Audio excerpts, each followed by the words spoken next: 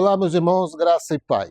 Título do nosso vídeo: Entre o zelo e a consciência, o que a religião não conseguiu restaurar. Abençoados, eu quero começar esse estudo com uma pergunta. O zelo pode andar junto com a consciência restaurada? A resposta é sim. E o maior exemplo disso talvez seja o próprio apóstolo Paulo. Muitas pessoas pensam que o apóstolo Paulo perdeu o seu zelo quando encontrou Cristo no caminho de Damasco. Mas isso não aconteceu. O apóstolo Paulo não perdeu o zelo por Deus. O apóstolo Paulo perdeu a cegueira religiosa.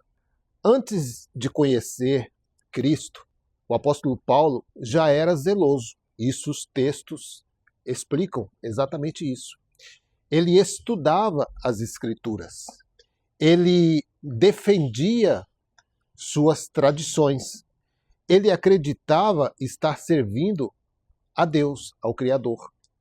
Mas era justamente esse zelo sem o entendimento que o transformou em perseguidor. Foi o zelo sem entendimento que fez o apóstolo Paulo perseguir a igreja. Foi o zelo sem entendimento que o levou a aprovar prisões.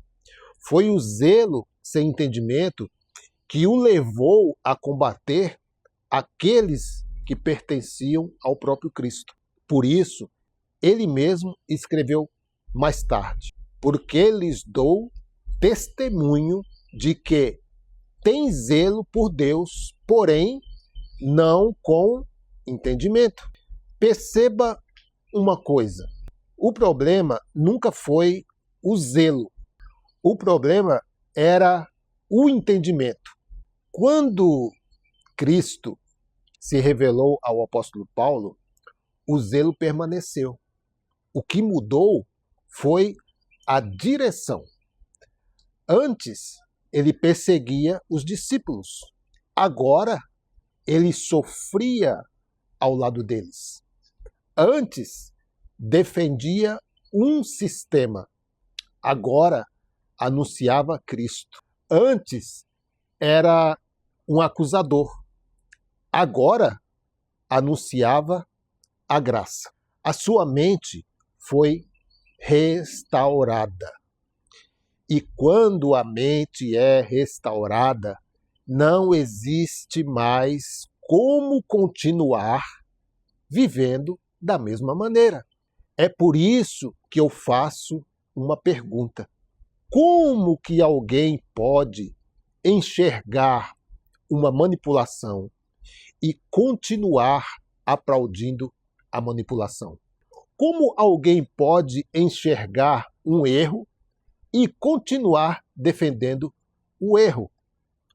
Como que alguém pode descobrir a verdade e continuar fingindo que não viu? Foi exatamente isso que aconteceu com o apóstolo Paulo e eu acredito com muitas pessoas que estão assistindo esse vídeo. Depois que seus olhos foram abertos, ele não podia mais voltar a perseguir aqueles que agora conhecia como irmãos. Mas existe outro problema que eu tenho observado.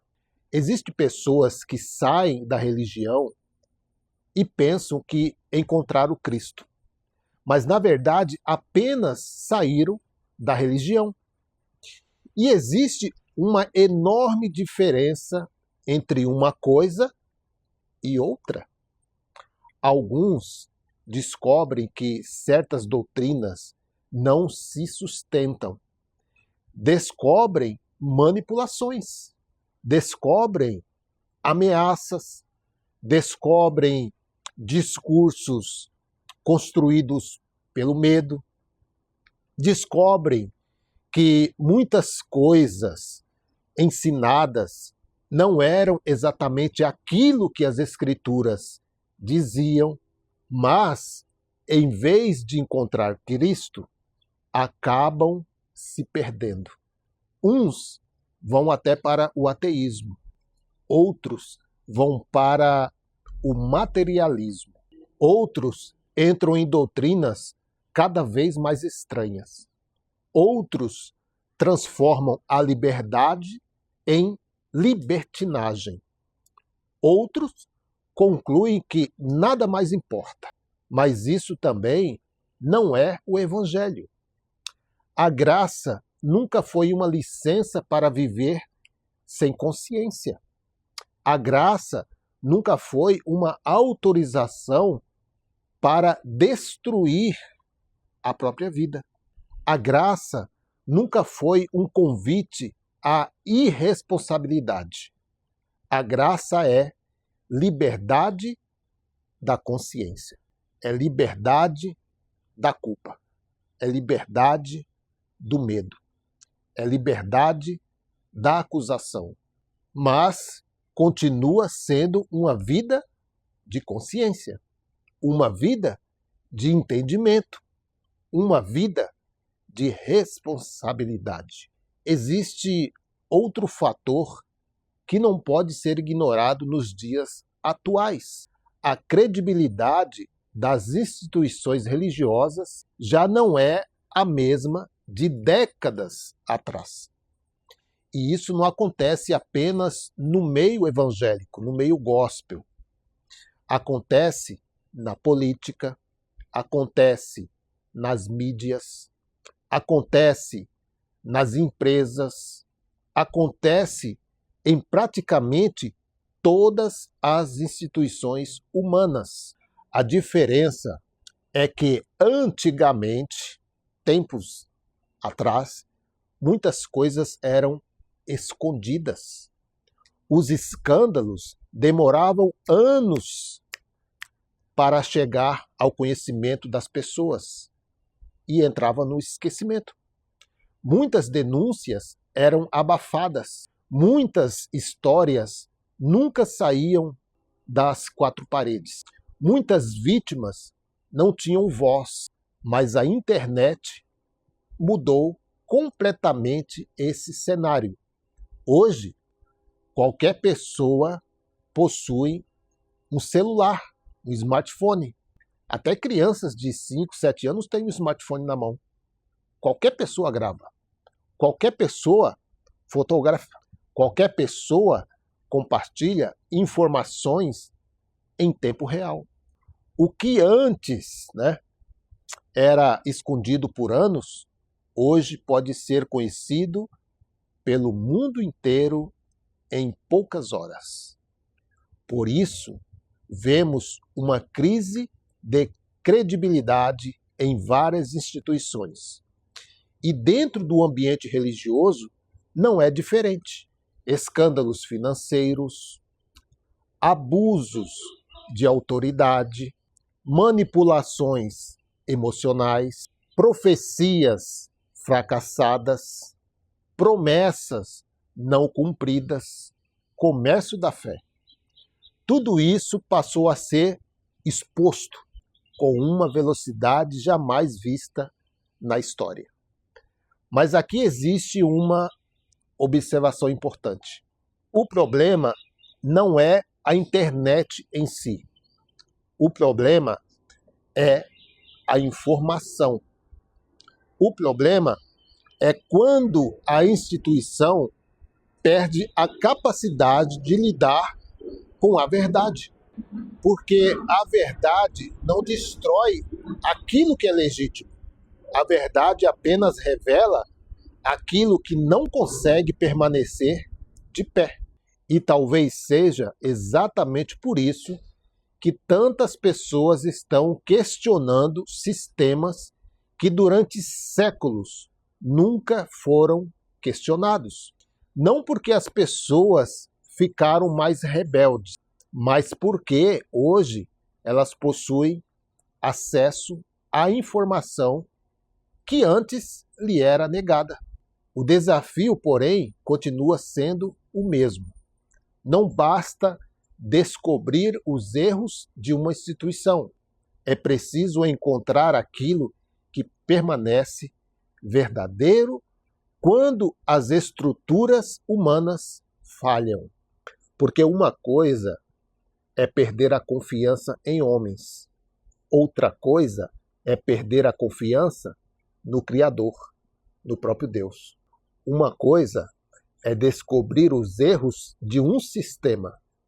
Outra coisa é abandonar o Cristo, que nunca foi o sistema.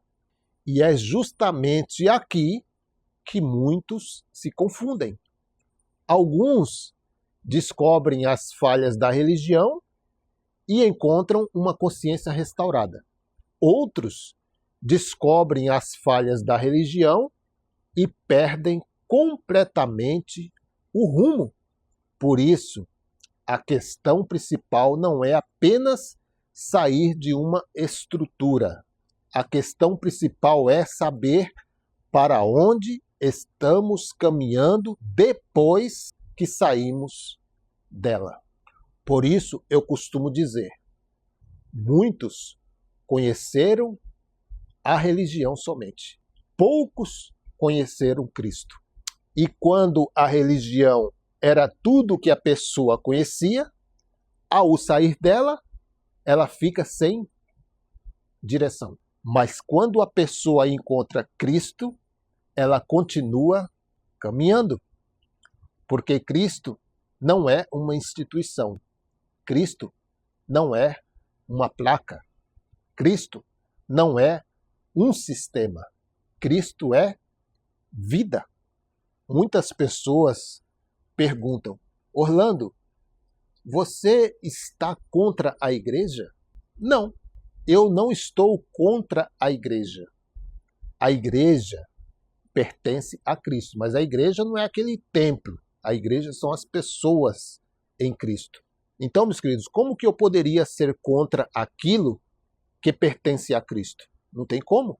O que eu questiono são mecanismos de manipulação. O que eu questiono são discursos de medo. O que eu questiono são práticas que mantêm pessoas presas. Eu não tenho nada contra aqueles que estão lá dentro. Ponha isso na sua mente, amém, meus queridos? Muitas pessoas passam pelos meus vídeos e julgam pela capa, não sabem nem o que eu estou falando naquele vídeo. Vão apenas pelo título. Ah, é um herege, não sei o quê. Mas se você parar para assistir pelo menos um vídeo, você vai ver que eu estou embasado nas Escrituras. Eu estou embasado no Evangelho. E não estou falando nada que está fora do Evangelho de Cristo. Muito pelo contrário, eu mostro que 99% das denominações estão divididas entre o Cristo, o ministério mosaico, e nós estamos depois da cruz. Então eu volto a repetir, eu não tenho nada contra aqueles que estão lá dentro. Até porque eu estive lá dentro durante muitos anos, quase 25 anos. Eu conheço aquela realidade. Eu conheço o medo, conheço a culpa, conheço a pressão, conheço os mecanismos usados para controlar consciências, mas chegou um momento em que eu não poderia mais fingir que não estava vendo. E acredito que foi exatamente isso que aconteceu com o apóstolo Paulo. O encontro com Cristo não destruiu o seu zelo por Deus.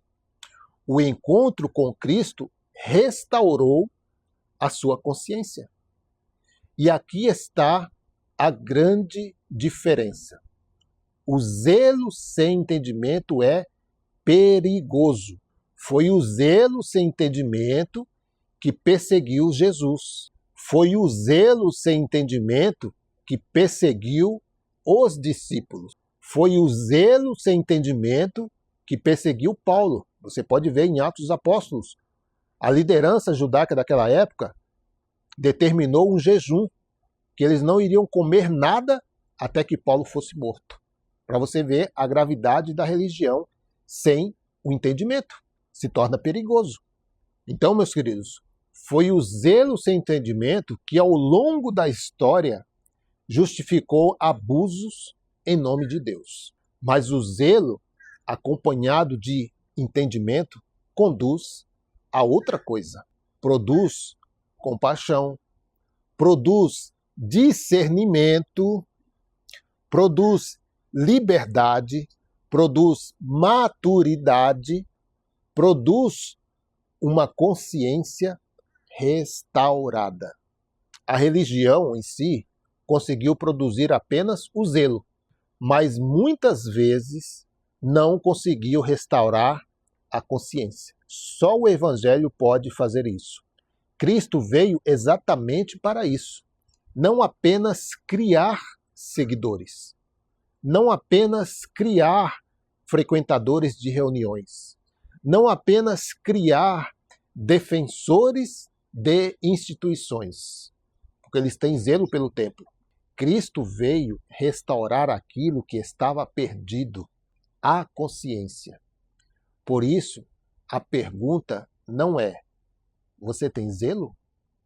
A pergunta é: seu zelo está acompanhado de entendimento?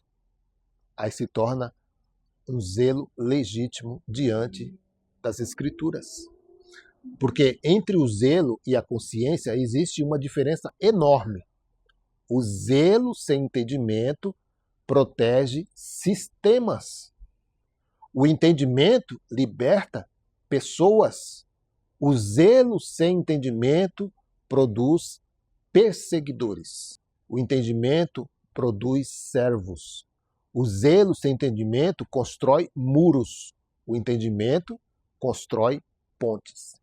E talvez essa tenha sido a maior transformação da vida do apóstolo Paulo. Ele não deixou de ser zeloso, muito pelo contrário. Ele deixou de ser cego. Amém, meus queridos? Fico por aqui, seu irmão em Cristo Orlando. Consciência restaurada. Um zelo com entendimento. Graça e paz.